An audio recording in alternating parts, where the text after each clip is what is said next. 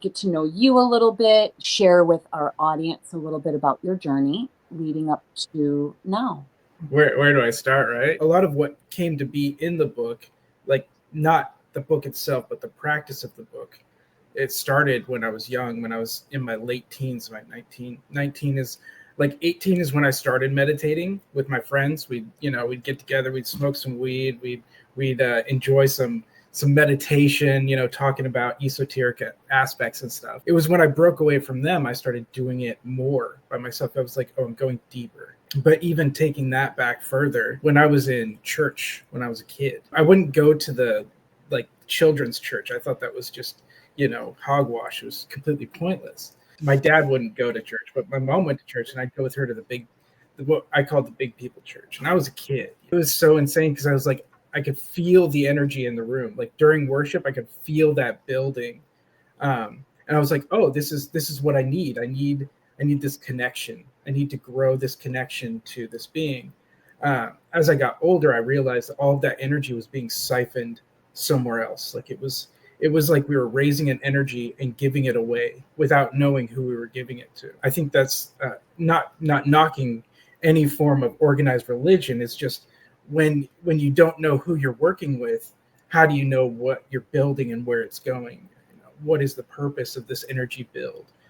Like in ritual, we build energy for a reason, for a purpose, and you know where it's going. So it's like if you're praising someone else's likeness or whatever, what have you, um, how do you know what you're getting into? So I went into atheism in my teens, and then got into spiritualism. Then I started energy work.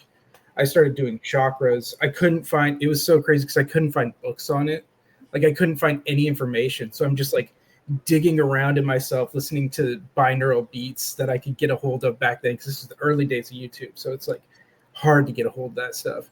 And I was meditating like all the time, like any free time I had, I was meditating. I opened my chakras slowly. And the first one that I really felt was my heart chakra. And I felt it ripple out like a stone thrown in the center of my chest, and I felt it expand outward. And that was the most intense feeling. I was like, I found it. Like this is what I've been looking for. From then on, it's just trial and error.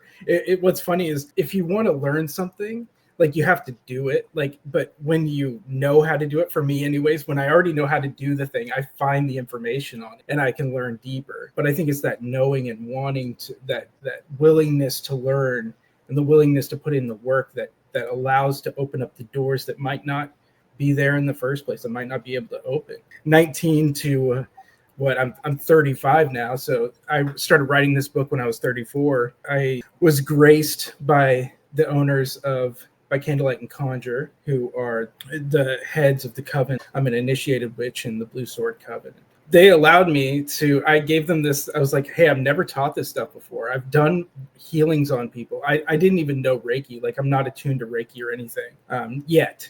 That is in the future, just for the hell of it. I gave them this lined out paper of all of this stuff I wanted to teach. I've facilitated classes before. I've done all this stuff. The owner of the shop, Karen's like, okay, I'll let you do this class. And it was a hit. Almost every time we did it, it was sold out. It's funny because I wasn't even thinking about writing a book. I was reading an OPB article about a group in a part of Oregon that I live in that actually is a cult. They were using Reiki as a means to control people into thinking that they were Christ, and they were drugging people with ayahuasca, allegedly.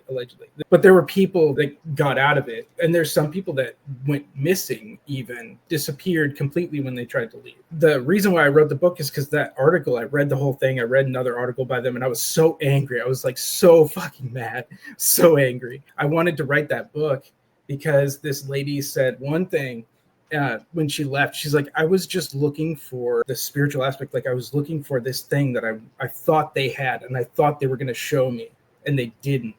And they just ruined my life.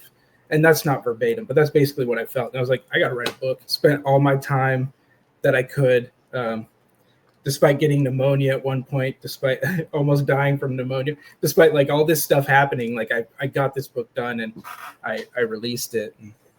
Wow. Yeah.